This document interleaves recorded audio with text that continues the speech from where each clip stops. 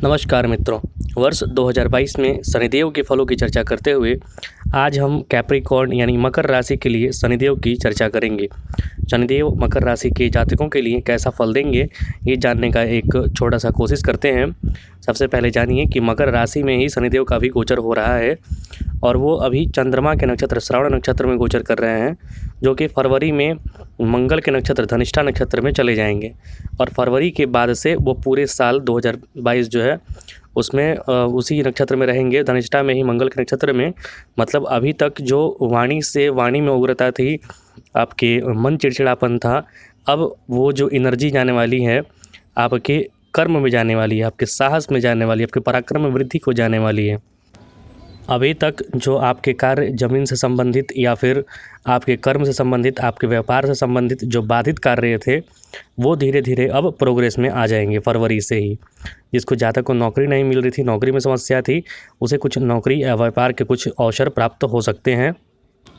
इस वर्ष शनि का एक राशि परिवर्तन भी होना है छोटे टाइम के लिए। वो 29 अप्रैल को जाएंगे कुंभ राशि में, जो कि आपकी द्वितीय राशि है। तो कुंभ में रहेंगे वो 29 अप्रैल से लेकर 12 जुलाई तक।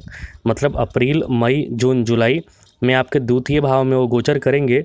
तो आपकी पैतृक संपत्ति संबंधित, धन संबंधित जो कुछ समस्याएं आ रही हैं, उसमें कार्य आगे बढ़ेगा। आपकी पैतृक संपत्ति आपको नहीं मिल रही है तो वो मिलने के आसार बन रहे हैं यहाँ पर। मतलब पैतृक संपत्ति से लाभ का यहाँ पर योग आपके लिए बनेगा। इस गोचर में जब वो नक्षत्र परिवर्तन करेंगे तो आपकी आमदनी में वृद्धि के साथ साथ अधिक बचत करने में आप सक्षम रहेंगे। विदेश जाने की योजना बना रहे जातकों को कई अवसर मिल सकते हैं यहाँ पर। यदि आप किसी संपत्ति वगैरह में निवेश करने की योजना बना रहे हैं तो इस दौरान आपको अच्छे सकारात्मक परिणाम मिलेंगे, क्योंकि मंगल से इनका संबंध बन रहा है, संपत्ति भूमि वगैरह से संबंध बन रहा है। तो वहाँ पर इन्वेस्ट करना, लैंड प्रॉपर्टी में इन्वेस्ट करना इनके लिए फ़ायदेमंद साबित होगा।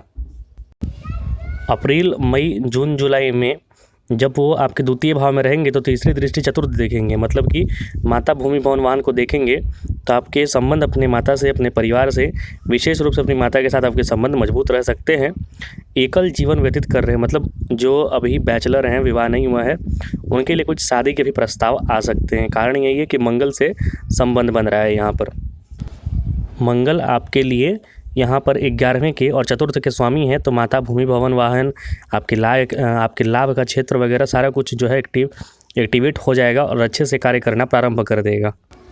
तो जो मकर राशि के जातक हैं उनको 7.5 से तो कोई मुक्ति नहीं मिलने वाली है, क्योंकि वो अगर कुंभ में भी जाएंगे तब भी ये लोग 7.5 में ही रहेंगे। लेकिन 7.5 आपके लिए कारगर सिद्ध होगा। मतलब आप कर्म के क्षेत्र में आगे बढ़िए, मेहनत के क्षेत्र में आगे बढ़िए, आपको लाभ, आय वगैरह सब कुछ प्राप्त होगा। 7.5 आपके लिए ज़्यादा अनिष्टकारी नहीं है, क्योंकि शनिदेव यहाँ पर लग्न के या फिर इस राशि के स्वामी स्वयं होते हैं। तो संघर्ष की स्थिति बनाते हैं लेकिन फ़ायदा भी करा के जाते हैं।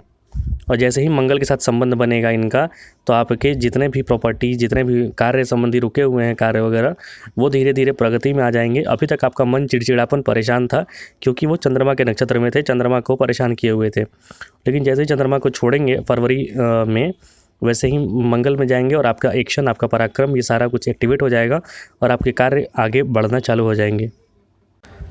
हालांकि आपका अगर विवाह नहीं हुआ है तो विवाह संबंधित कार्य तो होंगे, लेकिन अगर आपका दाम्पत्य जीवन, अगर आप विवाहित हैं तो वहाँ पर खटपट आने के संकेत हैं। तो वहाँ पर आप सचेत रहें, सतर्क रहें, क्योंकि वैवाहिक जीवन में थोड़ी मनमुटाव, खटपट हो सकती है।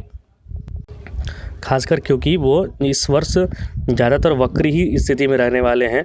तो वक्रत्व में शनिदेव पृथ्वी के ज़्यादा नज़दीक हो जाते हैं। वक्री कहने का मतलब यही होता है कि very close to, very near to अर्थ।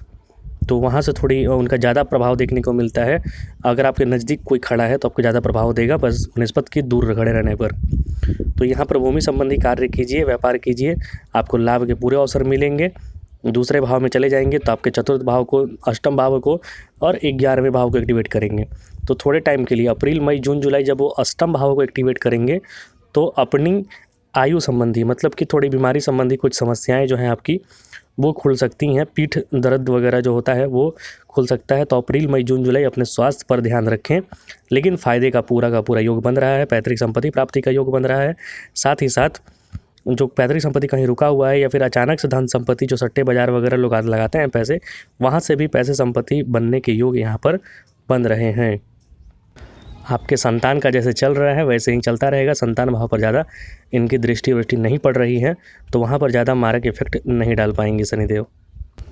बाकी आधे फल जो हैं वो आपकी कौन सी दशा चल रही है कुंडली में उसके आधार पर तय होती है, क्योंकि ऐसी सूत्र है, ऐसी माना जाता है कि 50% गोचर का फल मिलता है और 50% आपके जो नक्षत्र का जो दशा चल रहा है आपकी कुंडली में विंशोत्तरी दशा, उसके आधार पर फल मिलते हैं।